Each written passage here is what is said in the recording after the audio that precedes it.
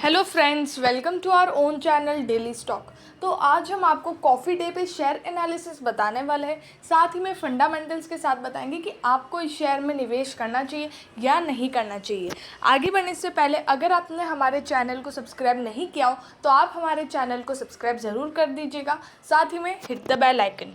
तो सबसे पहले आपको कॉफ़ी डे के बारे में बताते हैं, कंपनी काम क्या करती है। तो ये ओन करती है, मतलब इनकी खुद की एक ब्रांड है और ये ऑपरेट करती है कैफ़े कॉफ़ी डे। और उसी के साथ मतलब जो उसके स्टोर्स हैं वो सारे ये ऑपरेट करते हैं। और उसी के साथ ये सब्सिडरी मतलब जो दूसरे काम होते हैं वो भी ये करती है, जैसे कि tech parks, logistic business, financial service business. तो कंपनी की ये जो काम है वो भी कंपनी करती है। और अभी हाल ही में कुछ एक महीने पहले इस कंपनी की एक ही ऐसी न्यूज़ है कि इसने मतलब कुछ तो ऐसा हुआ था कि इन्होंने सेबी को 69 लाख रुपीज़ दिए थे, क्योंकि इन पे कुछ चार्जेस लगे थे उस वजह से।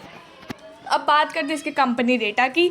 तो मार्केट कैप है 780.58 करोड़ का। तो ये एक स्मॉल कैप कंपनी है जिसका इंडस्ट्री का पी आप देखोगे तो 47.18 है। और कंपनी का पी यहाँ नहीं दिया हुआ है क्योंकि ये कंपनी लॉस में है।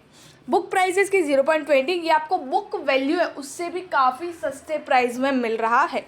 डिलीवरेबल परसेंटेज है 65.76, मतलब इतनी डिलीवरी इस शेयर की उठाई गई है। और इसका बीटा है माइनस में है -1.32, मतलब जो ये मार्केट के हिसाब से नहीं चलता, इट डिपेंड्स ऑन मतलब ये अपने ऊपर ही चलता है। अगर इसको ऊपर जाना है, लाइक अगर ज़्यादा डिमांड होगी या सेलर होंगे तो ये जाएगा, वरना ये वहीं पे अटका रहेगा। फाइनेंशियल ट्रेंड की बात करते हैं तो जैसे कि 2018 में कंपनी का रेवेन्यू था 4044 crore, which increase to 6005 crore in 2020। और यहाँ पर कंपनी की प्रॉफिटेबिलिटी भी काफ़ी अच्छी खासी बढ़ी थी, जो 110 करोड़ से 130 करोड़ 2020 में डायरेक्ट 1088 करोड़ कंपनी का बहुत ही अच्छा खासा मुनाफा हुआ था। लेकिन 2021 में आप देखिए कंपनी की जो रेवेन्यू है वो 1002 करोड़, डायरेक्ट आप फॉल देख सकते हैं 6005 करोड़ से 1002 करोड़। अब ये तो आपको मालूम है कि कोरोना के टाइम सब स्टोर्स बंद थे, लोग ने आना जाना बंद कर दिया था कि क्योंकि नहीं जा सकते थे, तो उस वजह से कंपनी को भारी लॉस हुआ है।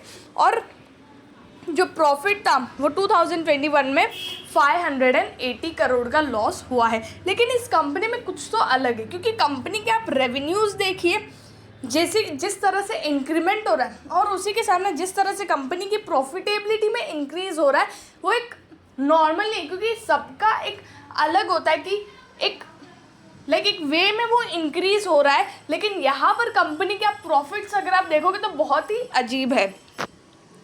या फिर उन्होंने उस टाइम पीरियड पे अपने कुछ तो बिजनेस को सेल किया है, तभी कंपनी को इतना अच्छा खासा मुनाफा हुआ है। शेयर होल्डिंग पैटर्न की बात करें तो प्रमोटर जिनकी कंपनी, उन्हीं के पास सिर्फ 14.88% का स्टेक है। फॉरेन इन्वेस्टर के पास 3.32% का स्टेक है।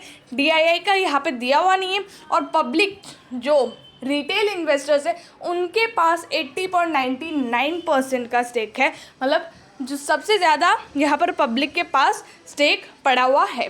उसके बाद अदर्स जैसे कि म्यूचुअल फंड कंपनी, उनके पास 0.01% का स्टेक है।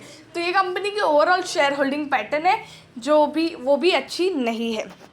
रेवेन्यू स्टेटमेंट की बात करते हैं तो दिसंबर में कंपनी का जो सेल्स है वो 267 करोड़ का था, मार्च में 365 करोड़ का, और जून में यहाँ पर जो सेल्स है डायरेक्ट आधा हो गया है 81 करोड़ का। और नेट प्रॉफिट की बात करें तो दिसंबर में कंपनी 116 करोड़ के लॉस में थी, मार्च में 268 करोड़ के लॉस में, और जून में 114 करोड़ के लॉस में। तो कंपनी को भारी नुकसान भी हो रहा है।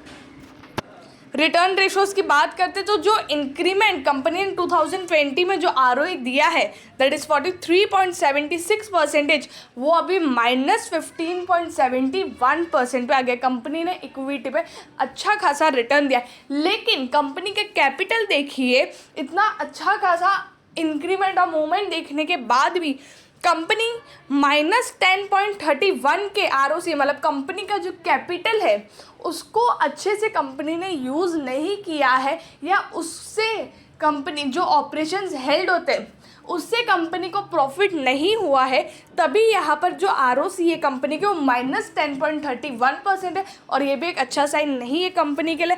और मार्च 2021 में -8.99%। रिटर्न ऑन एसेट्स की बात करें तो कंपनी के एसेट पे अच्छा खासा रिटर्न मिला इन 2020 में 19.76%, लेकिन रिटर्न ऑन एसेट्स इन 2021 -8.83%। तो कंपनी के रिटर्न रेशोज बहुत ही नीचे जा रहे हैं।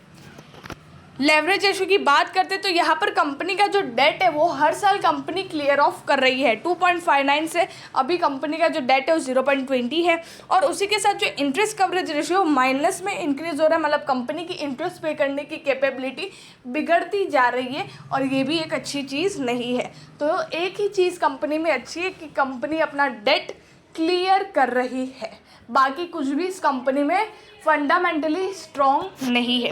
एट लास्ट बात करते हैं मार्केट प्राइस की, तो 5 ईयर हाई है 50.30 करंटली।